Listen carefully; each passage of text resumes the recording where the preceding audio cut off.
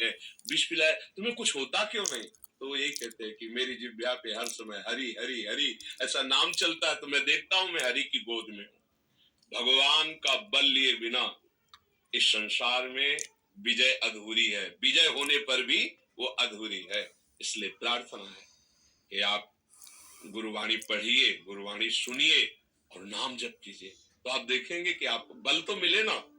भौतिक बल से आप पूर्व प्राप्त प्रारब्ध को नहीं काट सकते, ये पक्का सो। उसके लिए आध्यात्मिक बल चाहिए, भागवतिक बल चाहिए, निश्चित बदल जाएगा। हम कोई पशु थोड़ी कि प्रारब्ध भोग भोगने के लिए पैदा हुए हैं, नहीं, हम नवीन प्रारब्ध की रचना करेंगे।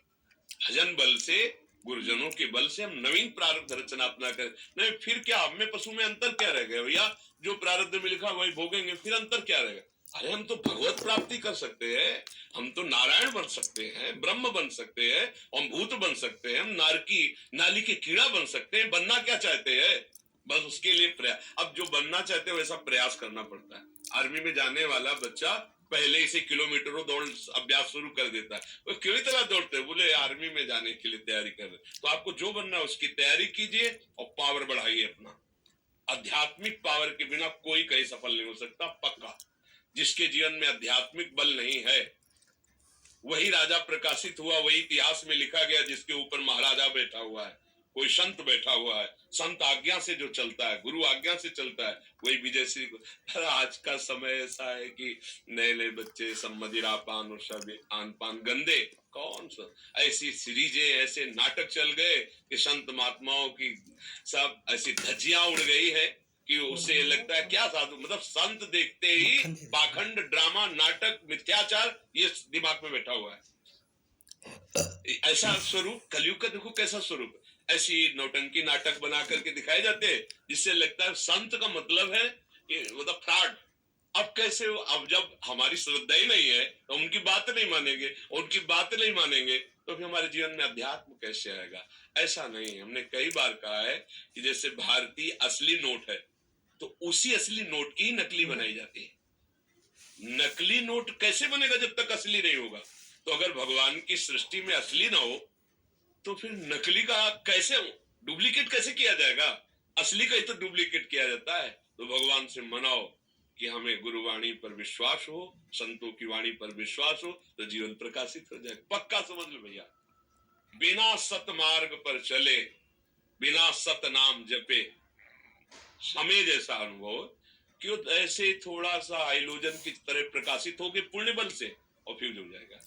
उसमें चलना पड़ेगा। जैसे आप आए, ये आपका पुण्य बढ़ा, आपने भावना की ना संत दर्शन के लिए जा रहे, भगवान के धाम आए, ये पुण्य बढ़ा आपका।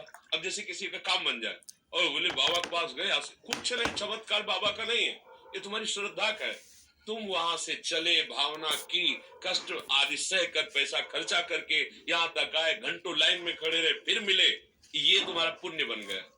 और ये पुण्य आपको प्रकाशित कर दिया। तो उन बाबा के यहाँ गए थे तो हमारा चमत्कार हो गया। हमारी बात नहीं है, तुम्हारी बात है।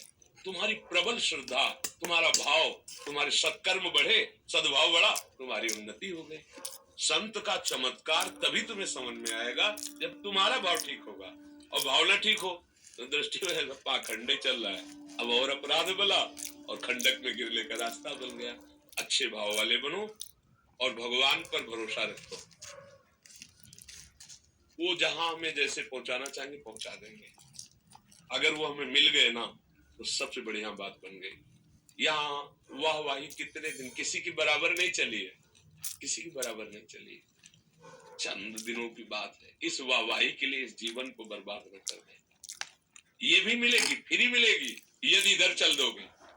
खास बात, इधर चलोगे वाहवाही के लिए, वाहवाही में लोगों ने अपनी हत्या कर ली, प्रयासरत रहे, एक जगह बहुत सफलता पाई और दूसरी जगह एकदम जीरो पे पहुंच गए।